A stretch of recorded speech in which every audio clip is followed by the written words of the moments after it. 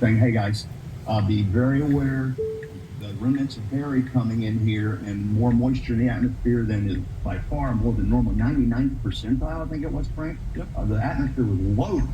I said, don't be surprised if there are flash floods or river flood warnings overnight. Just give them a little heads up at 10:30. And I think within an hour, the first flash flood warning was here. Well, even the Weather Prediction Center, which is part of NOAA, said in their discussion that evening that the remnant mid-level circulation associated with Barry, and they say Barry's remnant circulation has an abundance of atmospheric moisture. As you say, Jim, we talked about this yesterday on Hello Houston. Why did the National Hurricane Center let go of this and not keep it as some sort of post-tropical cyclone Barry, so that it had a name and an identity that people in the Hill Country would have really paid attention to?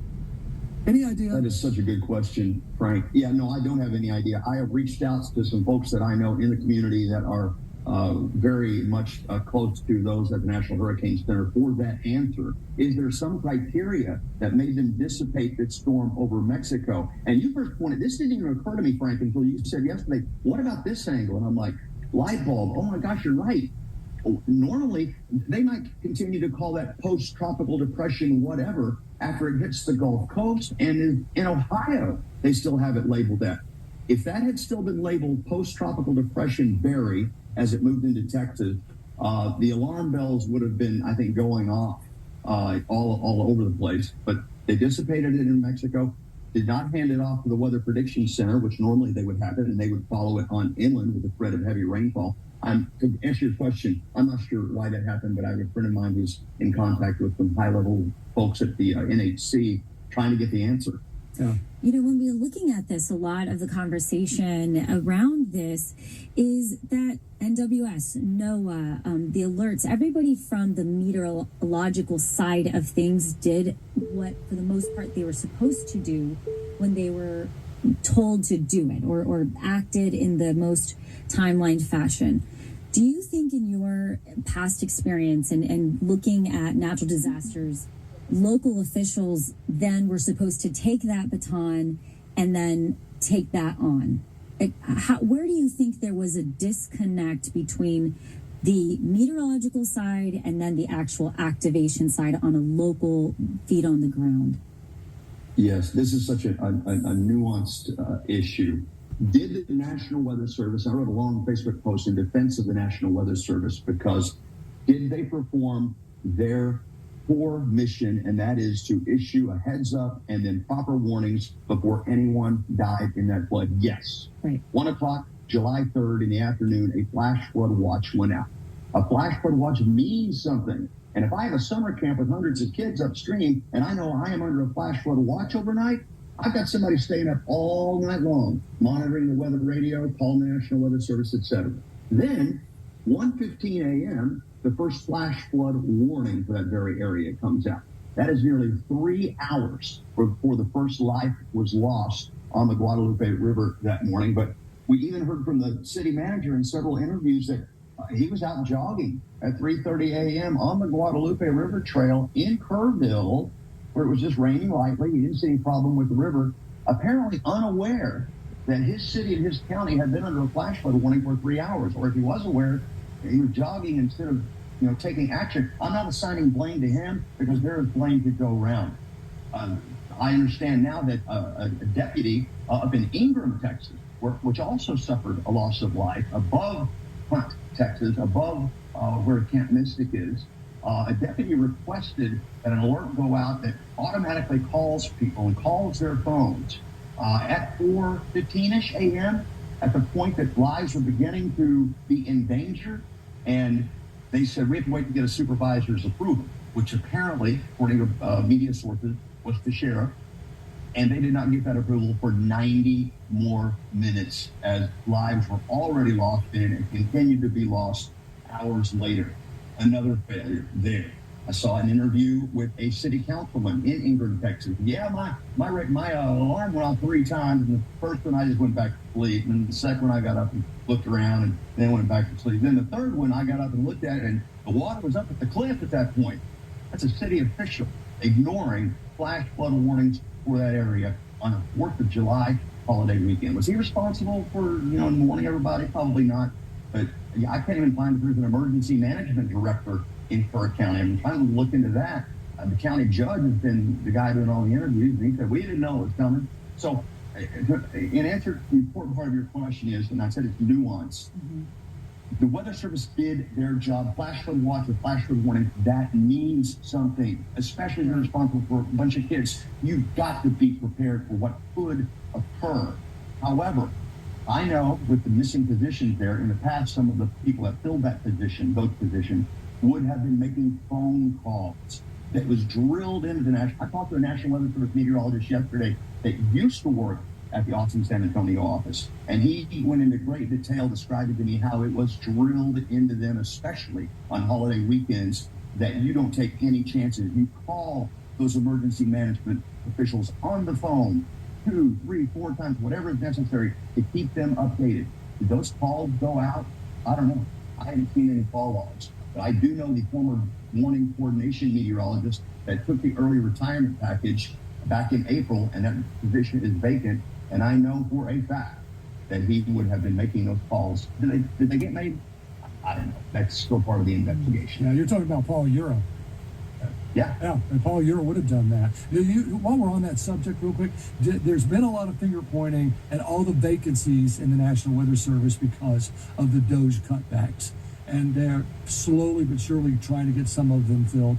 Do you think that's fair to point to those DOGE cuts in the National Weather Service and NOAA? Well, Frank, because of the DOGE cuts, Paul's position was vacant. Yeah. And you and I both, you just said yourself, he would have been making those phone calls. I think back to the Memorial Day floods of 2015 in Austin when we lost an entire family and 13 people on the Blanco River. Same situation. Massive rainfall on the headwaters of the Blanco River that flooded Wimberley, white pole families downstream. There's still one little girl's body who's never recovered. I keep getting these messages. It's too soon, Jim. Why are you talking about this now? They haven't even recovered all the bodies yet. That little girl's body has never been recovered on the Blanco River below Wimberley. A little teenager back in 2007 in Marble Falls, body never recovered in Cow Creek after that. So, how long do we have to wait before that? But in answer to your question, Paul's position was not filled. The word is officially they were fully staffed with 5 during the flood event. Let's define that. At what point during the flood event, Frank? Have you seen the timeline? No. Were they all in there at 10 p.m., 11 p.m. when the thunderstorms started forming? We knew it flooded the night before in the Big Bend and in Del Rio. We knew we had a remnant tropical system coming up and the history of what those things can do. Were they there at that point? Or were they there during the flood event at 6 a.m., 7 a.m. when many people were already dead? And again, I haven't seen a timeline on that. Right. And I'm not blaming them, Frank. You know that. They did their most important function, and that is to watch 12 hours earlier, a warning 3 hours before anybody died. Then we have to get into the issue of did cell phone alarms go off? I've been getting lots of Facebook messages, people saying, I didn't get an alarm. I'm on the river, while somebody across the street said, I showed you the alarms on my phone that came in. So it's all a mishmash of, who got alarms, who didn't. But at the end of the day, county officials, I would think, would have been driving up and down with their sirens on, calling those summer camps, saying, get your kid up and out of there. If you're under a flash flood warning. And it didn't happen. We're talking to Jim Spencer, meteorologist from KXAN in Austin. If you have a question for Jim, 713-440-8870. And that goes to the point about institutional knowledge. Even if Paul's position had been filled, even if all of those people that took an early retirement in April, their positions had been filled and we had full staff, would that institutional knowledge is gone? It's just is gone. It is gone. It is gone. There are some people working in that office. And of course, there are always going to be new people working in every office. Sure. But some of the longtime people are being replaced by people that don't have that institutional knowledge. I sat through countless of Paul's seminars and storm spotter briefings where he specifically spent a lot of time on this exact scenario. He always showed a video from 1987 and the famous school bus video in that same county where the children being washed away and 10 died out of that school bus on the Guadalupe River. He always showed that. He said, this is going to happen again. And he would talk about the Rolodex he had. And he didn't just send out a warning. He would start calling those emergency managers. He knew them all by name the day before, 2 days before. The messaging that went out before the 2015 Memorial Day flood, it started on Wednesday before the people died on Saturday, saying, hey, big holiday weekend coming up. There'll be a lot of recreationalists out on our area, streams, creeks, and rivers. This is very, very important that you pay close attention to the weather. I did not see that kind of pre-messaging here before the 4th of July holiday weekend. Again, not blaming the Weather Service, but had those cuts not taken place, and had Paul Ure been sitting at his desk, would he have changed that messaging in advance for the public and for the emergency officials in Kerr County? I think that he would have. I don't know if there's an answer to this question or not, but to help understand what we're talking about here, my broader question is are there still surprises from the weather? And I mean that by asking, with the technology we have and the knowledge we have, and whether or not we're fully staffed or not, and all the meteorologists working, are we still caught off guard by what it does, or do we know enough now that we should always be aware of what's coming? Well, the guy sitting right next to you can probably speak better about that than just about anybody in the country working in the Houston, Texas, market, for goodness sakes. But my short answer to that is, yes, we're caught off guard. We have the best of the best. Those guys, again, I want to defend these meteorologists, the National Weather Service, Austin, San Antonio, that I've worked with for decades. They are the best of the best, but even they, 12 hours before the disaster, said we're looking at maybe 3 to 5 inches of rain, isolated 5 to 7 inch totals out here from this coming system. There were models that said the rainfall could be higher than that, 15, 20 inches, but in their professional estimation, we have to decide which model we believe is more accurate. They estimated isolated 5 to 7 inch total. There was double that, even more, triple, 20 plus inches in Mason County, for example. So, yes, we don't know sometimes until it is on us. But that night, 3 hours heads up that dangerous, life-threatening flash flooding was headed toward Hunt, nearly 3 hours before the first person in a summer camp perished. And I just think there's just no excuse for that warning having been out there with that degree of responsibility for those kids and the RV camps and others that perish downstream, for there not to be. I'm beginning to think, Frank, I don't know what you think about sirens, but I'm beginning to think that that's going to ultimately be the answer. People have got to hear a literal siren because they mute the alarms on their cell phone. Well, that's what I was going to ask you about, Jim. What I wanted to ask you is that you know the area very well. And people that live in that area also know the area very well, and it is prone to flooding. The Guadalupe is one of the I did not know this because I don't necessarily live there, but apparently it's infamously known for flooding. And so what type of solutions do you think need to happen? You're mentioning sirens, but what type of solutions? We're talking about warnings on their phones. Like you said, people are muting their phones, where there is this almost warning fatigue, perhaps, of people in the area. I mean, it wasn't even just Camp Mystic. We know that Jane Rasdell, I believe, of Heart of the Hills, passed away. She was a camp director. Yes, she did. Thank goodness. She has been there since the 80s, and she herself was not able to get out. What kind of solutions and what can we bridge the gap between the weather meteorological warnings and systems between locals that potentially have warning fatigue? What can be done? What needs to happen? Well, I agree with that completely. Hundreds of the comments that I've read on my Facebook posts have been, we just get so sick of the phones going off and the weather radio going off, and nothing happens and nothing happens and nothing happens. I think Frank was talking about this earlier, about the cry wolf syndrome, or maybe that was in our discussion yesterday. There's alert fatigue. I get that. And I've been giving a lot of thought to this. That's always going to be the case. I've heard somebody with an idea that there's a special ringtone on your phone if it's really bad and it's really imminent and it's really life-threatening.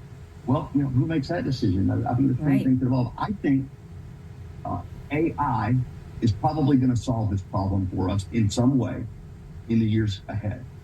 But I saw she's a meteorologist who also has a degree in behavioral science. And she said sirens work. I saw an interview just the other day with her. She said sirens do work. They're old-fashioned, but people turn off. They tune out to these alarms that they're always getting and nothing happens. But when they hear a literal tornado siren in the area, they perk up. They find out every bit of information they can find out because they think that is real. And so I'm beginning to think for the interim, for now, until AI solves this in some tremendous way, sirens are the answer. Sirens, in addition to the fact that if a siren went off there in Hunt, Texas, in this age of social media, that's viral everywhere, up and down the road. That would spread like wildfire. Well, and start with I sirens. just don't know. I don't have any other solution, honestly. Start with sirens at the camps. Start with sirens at a bed and breakfast. Start at where these big RV parks are and people gather. If you don't want to have a siren near your house or in your house, then don't have one. It's your kingdom. But where people and kids are gathered, you have a lot churches, of kids. wherever, for whatever weather event there is. We do have a call. Rice from the Heights, Jim, has a question or a comment. Rice, are you there? Yes, I'm here. Can y'all hear me okay? Yes, we can. Thanks for taking my call. I think the sirens is spot on, and I seem to remember growing up as a kid, I'd go out to that area, and I seem to remember that they did used to have them, and it seemed like somewhere along the line they got decommissioned. But my other comment was around cell phone alerts and notifications just not being a good solution for that area because of a lack of cell phone service. And I also think we have this larger societal problem of us becoming desensitized to a lot of those alerts that we get on our phones, the Amber Alerts and the like. And so I just think we need to, as a society, move past our expectation that those can serve the purpose that they were designed to, and move back to some of these other solutions like sirens. Yeah. Thanks, Rice. Yeah, we all agree. But how many people have turned off that setting in their phone after being awakened in the middle of the night for an Amber Alert 300 miles away? Well, Do you know about, were there sirens before, what the caller was referring to? I do not know the answer to that. I have heard anecdotally that is true, what he said. But I'm not certain about that. I do believe along the Guadalupe River there are different counties that have sirens, and what we did see as we were monitoring this flooding was that the counties surrounding Kerr County specifically had obviously much lower death tolls and missing people. And unfortunately, Kerr County does not have a county-wide siren system. Well, and that is why I think... Not county-wide, but I'm sorry, dear, not county-wide, but you're right. You're exactly right. In Comfort, Texas, yes, which is in Kerr County, the scene of deadly flash floods in the past, and right in the middle of this Guadalupe River flood, just downstream from Kerrville, no one died because they instituted a siren system in Comfort after the last deadly flooding. Well, the proof is in the pudding. And right? I believe that is what makes HB 13, which was a bill that would have looked at grants for statewide warning systems, and it died. Well, I still think, I think Jim would agree with this. We got to wrap, Jim, but I think you'd agree that the National Hurricane Center needs to change their guidelines that until any tropical system is completely washed out, they don't let go of it. They keep it named. Absolutely. They've fallen all the way. The alarm bells would have been ringing in every meteorological office across the state had that still been identified as post-tropical depression Barry, now moving into Texas. Yeah. It would have changed a lot of the messaging. Would it have saved any lives? We'll never know that, I think, Frank. Yeah. Remnant low means nothing to the public. Nope. Yeah. Or mesoscale convective vortex. Thank How about that one? Yeah. It was identified as an MCV as it moved into Texas. Yeah. Who knows what that is? Right. Jim Spencer. Thank you. Yes, Jim Spencer My is a pleasure, you all. Thanks for having me. former chief meteorologist at KXAN. And coming up, we will dive into our current obsessions. Stay with us as Hello Houston. Good morning, folks. I'm on my errands as usual this morning. I'm heading out. Well, I have arrived at my destination in Kroger. I'm barbecuing today, so I'm getting some teriyaki with some honey and spices in it to marinate my my ribs. I'm doing that today. So, and as you heard this long radio talk audio about the very, very sad devastation going on in county of Kirbyville, up in here in Houston, up in the hill country, which is our small mountains, the hill country. Now the blame game is starting. They're still finding bodies and bodies and bodies. They're still finding bodies, y'all. So now the blame game has started. They're trying to blame Trump. They're trying to blame the Kirby political officials. They're trying to blame the campsite director. They're trying to blame everybody for not getting these people evacuated in time. But as they were saying, my phone and most people's phones are set up for emergency weather alarms. My phone rings, it vibrates, it goes all the way out. It shows visual if we have a severe storm, and most people ignore that. Most people ignore their phones. They turn it off when the alarms go off. What can we do? What can we do? We cannot control, or we're not supposed to control the weather. They say they are controlling the weather, and that's a whole other story by itself. They say the weather is controlled by man and all that. That's a whole different story, but these weather disasters are getting worse and worse. They're going to happen. So to point fingers at anybody in charge, from the president on down, from county officials to camp director, is not going to solve the problem. The problem to me is to be prepared. Everyone should be prepared. Have your phone on all the weather alerts to go off. Listen, be prepared. Have backup equipment ready in case it does happen. And I'm gonna get on here and get in here, get in the store and get my stuff to get out of here, because it's getting hot out here. Y'all have a nice day. Stay ready. Ain't nobody coming to save us.